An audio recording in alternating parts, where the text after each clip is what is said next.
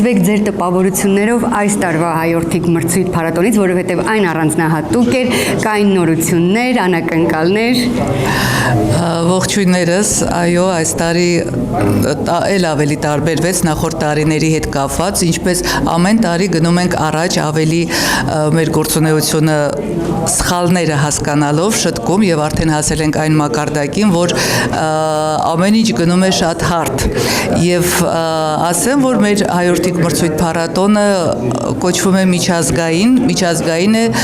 որտեղ կարող են մասնակցել տարբեր ազգեր եւ ներկայացնել մեր հայ պարը։ Մոտեցումը այսպիսին է հայորդիկ փառատոնի։ Եվ ես գիտեմ, որ այս տարի շրջանակներում փառատոնի նոր նախագիծ է մեկնարկել, որը կոչվում է Հաբրբան, շատ գեղեցիկ եւս մի պարային տոն, որը մրցույթ չէ, այլ կխնդրեմ դրա մասին ներկայացրեք երկու խոսքով։ Այո, Հաբրբան եւ Հաբրբանը համերգային ծրագիր չէ, Հաբրբանը նախագիծ է, որտեղ ընդգրկված է Հաբրբան համերգային հատվածը։ Նա ավելի շատ փառատոն հմուտ ձեռքեր մոտեցումով եւ խնդրում եմ անպայման նրանք, ովքեր չեն կարդացել Անահիտ Հեքիաթ Ղազարոս-Աղայանի,